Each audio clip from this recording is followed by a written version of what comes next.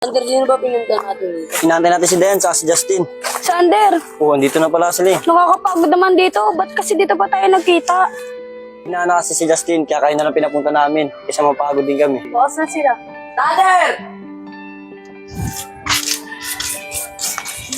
Uy, pasensya na, nahuli kami. Yan na naman, sinama niya ng sinimay. Panira na naman ang araw.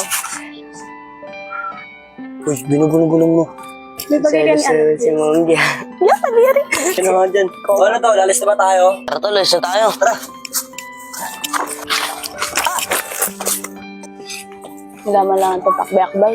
Sander, akbayan mo nga rin ako. Tara na! Kapal ka talaga, JC, no?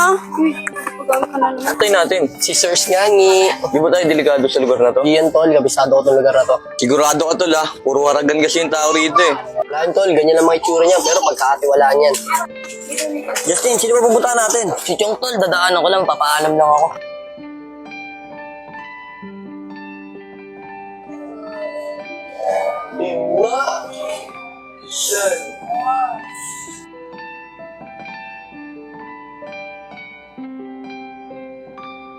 Tol, si Digma nga! Sabi sa'yo.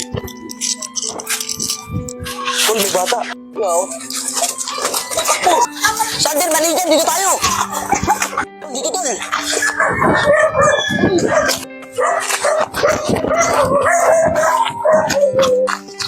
Sander, tingnan tayo.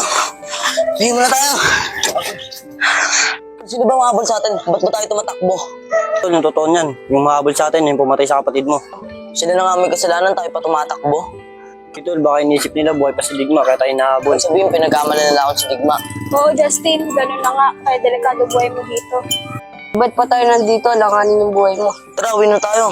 Tol, bawal tayo mo sa bahay. Tara, sumunod kayo sa akin. Ana, saan ba tayo pupunta?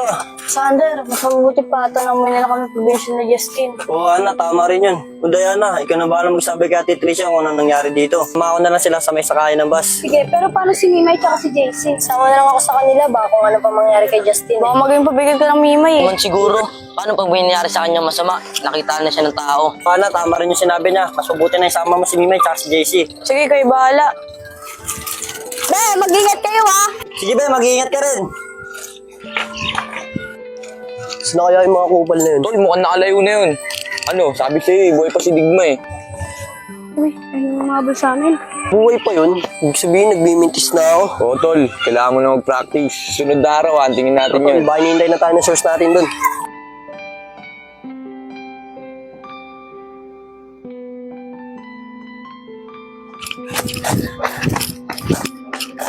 Ate Trish! Ate Trish!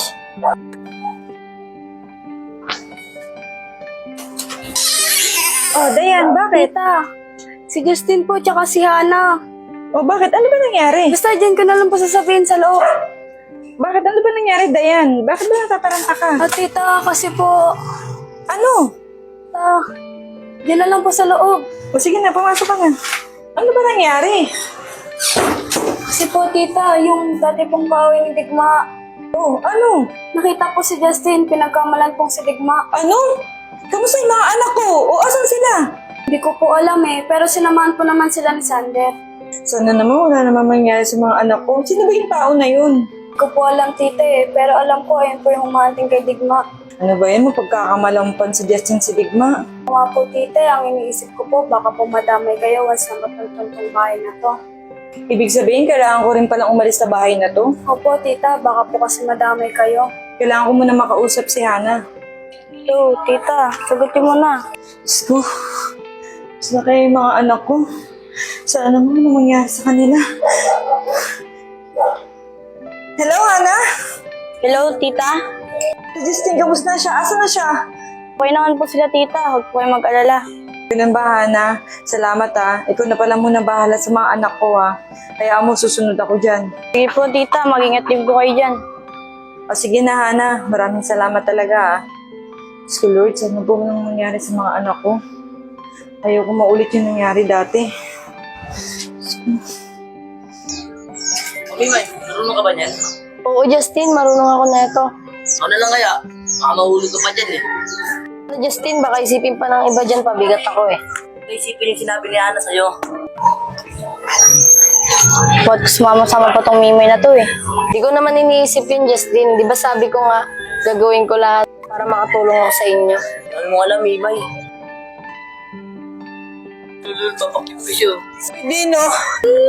Ben, Justin, nakikiliti ako. Sige na, Justin, doon ka na nga. Bahala ka lang sa ginagawa ko eh. Yeah.